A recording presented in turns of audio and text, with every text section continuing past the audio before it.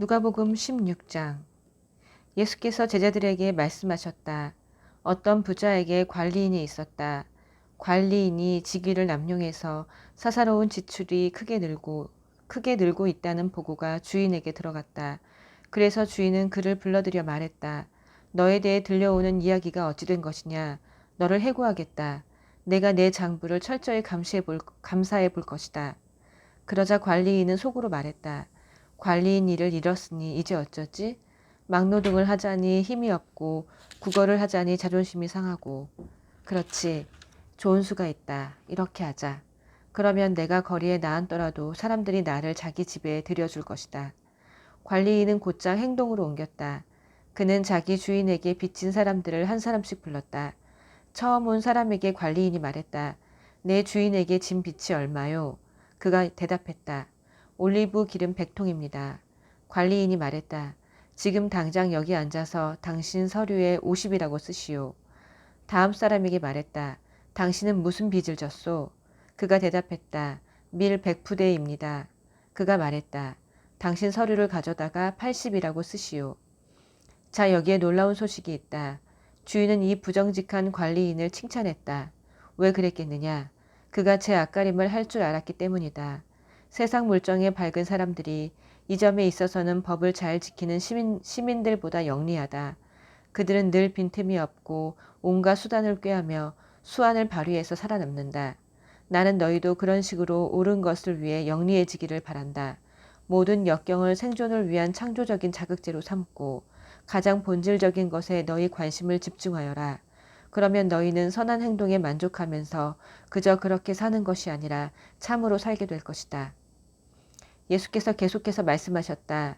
너희가 작은 일에 정직하면 큰 일에도 정직할 것이다. 너희가 작은 일을 속이면 큰 일도 속일 것이다. 너희가 작은 일에 정직하지 못하면 누가 너희에게 가게를 맡기겠느냐? 두 명의 사장을 위해 일하는 직원은 없다. 하나는 미워하고 하나는 사랑하거나 하나는 떠받들고 하나는 얕보게 된다. 너희가 하나님과 은행 둘 다를 섬길 수는 없다. 돈을 밝히는 무리인 바리새인들이 이 말씀을 들었다. 그들은 눈을 부라리며 그분을 현실을 모르는 대책 없는 사람으로 치부해버렸다. 그러자 예수께서 그들에게 말씀하셨다.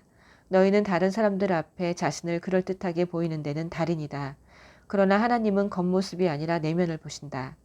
이 사회가 보고 대단하다고 이르는 것을 하나님은 꿰뚫어 보시고 터무니없다 하신다. 하나님의 율법과 예언자는 요한에서 절정을 이루었다. 이제 하나님 나라의 기쁜 소식이 전파된다. 이것은 모든 사람의 마음을 끄는 초대다. 하나님의 율법이 한 글자라도 닳아 없어지기 전에 먼저 하늘이 풀어지고 땅이 녹아내릴 것이다. 이혼법 규정을 구실 삼아 정욕을 덮으려는 것은 간음이다. 결혼법 규정을 구실 삼아 정욕을 덮으려는 것도 간음이다. 어떤 부자가 있었는데 그는 최신 유행하는 값비싼 옷을 입고 과시적으로 돈을 쓰면서 하루하루를 허비했다.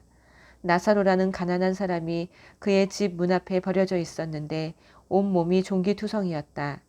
부자의 식탁에서 떨어지는 부스러기로 끼니를 때우는 것이 그 인생의 소원이었다. 그에게 다가와서 그 몸에 난 종기를 핥는 개들이 그의 가장 가까운 친구였다. 그러다가 이 가난한 사람이 죽고 천사들에게 이끌려 아브라함의 품에 안겼다. 부자도 죽어서 땅에 묻혔다. 지옥에서 고통받던 부자가 눈을 들어 멀리 있는 아브라함과 그 품에 안긴 나사로를 보았다. 그가 외쳤다. 아버지 아브라함이여 불쌍히 여기시고 자비를 베풀어 주십시오. 나사로를 보내서 그 손가락에 물을 찍어 제 혀를 시원하게 해주십시오. 제가 이 불 속에서 몹시 괴롭습니다. 그러자 아브라함이 말했다. 얘야, 너는 사는 날 동안에 좋은 것을 받았고 나사로는 나쁜 것을 받았다는 사실을 기억하여라. 여기는 그렇지 않다. 여기서는 그가 위로를 받고 너는 고통을 받는다. 게다가 너희와 우리 사이에 큰 수렁이 있어서 우리 쪽에서 너희에게 가고 싶어도 갈 수 없고 너희 쪽에서도 아무도 우리에게 건너올 수 없다.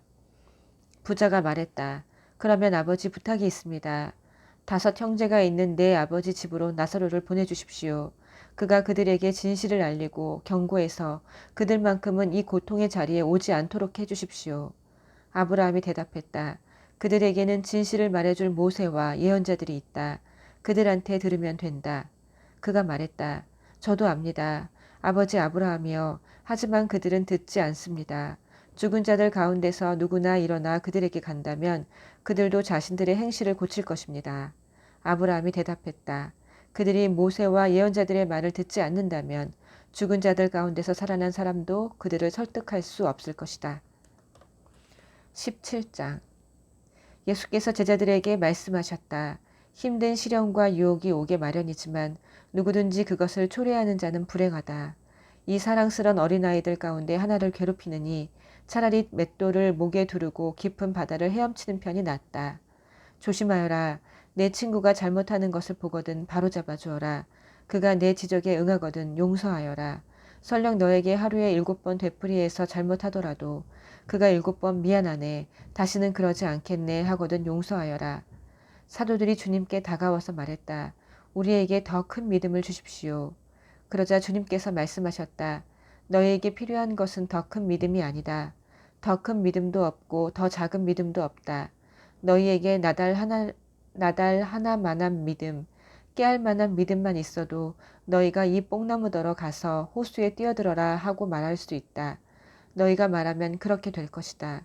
너희 가운데 누가 종이 있는데 그 종이 밭을 갈거나 양을 치고 나서 들어왔다고 해보자. 너희라면 그의 겉옷을 받아주고 식탁을 차려주며 그에게 앉아서 먹어라 하겠느냐? 오히려 저녁을 준비하여라. 옷을 갈아입고 내가 커피를 다 마실 때까지 식탁에서 시중들어라. 그런 다음에 부엌에 가서 저녁을 먹어라 하지 않겠느냐? 종이 당연히 해야 할 일을 했다고 특별히 감사를 받더냐? 너희도 마찬가지다. 너희는 당연히 해야 할 일을 끝내고 나서 일을 마쳤습니다. 명령하신 대로 우리가 했습니다. 하고 말하여라. 예수께서 예루살렘으로 가시는 길에 마침 사마리아와 갈릴리 경계를 넘어가셨다. 예수께서 한 마을에 들어가시다가 나병 환자 10명을 만나셨다. 그들은 거리를 두고 서서 목소리를 높여 외쳤다. 주 예수여, 우리를 불쌍히 여겨 주십시오. 예수께서 그들을 유심히 보시며 말씀하셨다. 제사장들에게 가서 너희 몸을 보여라. 그들은 갔고 가는 길에 그 몸이 깨끗해졌다. 그들 가운데 한 사람이 자기가 나은 것을 알고는 하나님께 소리 높여 감사하고 영광을 돌리며 가던 길을 되돌아왔다. 어떻게 다 감사해야 할지 몰랐던 그는 예수의 발 앞에 무릎을 꿇었다. 그는 사마리아 사람이었다. 예수께서 말씀하셨다. 10사람이 낫지 않았느냐? 9사람은 어디 있느냐? 돌아와서 하나님께 영광을 돌린 사람이 이 이방인 말고는 아무도 없느냐? 예수께서 그에게 말씀하셨다. 일어나 가거라. 내 믿음이 너를 낫게 하고 너를 구원했다. 바리새인들이 하나님 나라가 언제 오는지 따져 묻자 예수께서 대답하셨다. 하나님 나라는 너희가 달력을 보고 날짜를 세고 있다고 해서 오는 것이 아니다. 누가 여기를 보아라 하거나 저기 있다 한다고 해서 오는 것도 아니다. 이유가 무엇이겠느냐? 하나님 나라는 이미 너희 가운데 있기 때문이다. 예수께서 계속해서 제자들에게 말씀하셨다.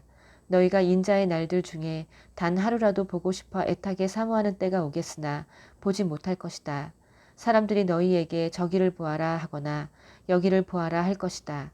그런 허튼 말에 절대 속지 마라. 너희가 보러 나간다고 해서 인자가 오는 것을 볼 수 있는 것은 아니다. 인자는 올 때가 되면 온다. 번개가 한 번만 쳐도 온 하늘이 환해지지 않느냐. 인자의 날도 그럴 것이다. 그러나 먼저 인자가 많은 고난을 당하고 이 시대 사람들에게 버림받아야 한다. 인자의 때도 노아의 때와 똑같을 것이다. 노아가 방주에 오르던 그날까지도 사람들은 모두 평소처럼 지내며 시시덕거리고 즐겼다. 홍수가 나서 모든 것을 쓸어버릴 때까지 그들은 아무런 낌새도 채지 못했다. 롯의 때도 마찬가지였다. 롯이 소돔에서 나오고 화염이 폭풍처럼 쏟아져 모든 것이 바싹 태우던 그날까지도 사람들은 평소대로 시시덕거리고 즐겼다. 인자가 나타나는 때도 그처럼 갑작스럽고 전면적일 것이다. 그날이 올 때에 너희가 마당에서 일하고 있거든 무엇을 가지러 집으로 들어가지 마라. 밭에 나가 있거든 겉옷을 가지러 돌아가지 마라. 롯의 아내가 어떻게 되었는지 기억하여라. 너희가 너희의 목숨을 붙잡고 매달리면 목숨을 잃겠지만 그 목숨을 놓으면 하나님의 목숨을 얻을 것이다. 그날에 두 남자가 한 배에서 고기를 잡다가 한 사람은 데려가고 다른 한 사람은 남겨질 것이다. 두 여자가 한 부엌에서 일하다가 한 사람은 데려가고 다른 한 사람은 남겨질 것이다. 제자들이 이 모든 말씀을 받아들이려는 마음에서 말했다. 주님, 어디에서 그런 일이 있겠습니까? 예수께서 그들에게 말씀하셨다. 독수리들이 맴도는 곳을 잘 보아라. 독수리들이 먼저 시체를 찾아낼 것이다. 그 일은 내 주검 주위에서 시작될 것이다. 아멘.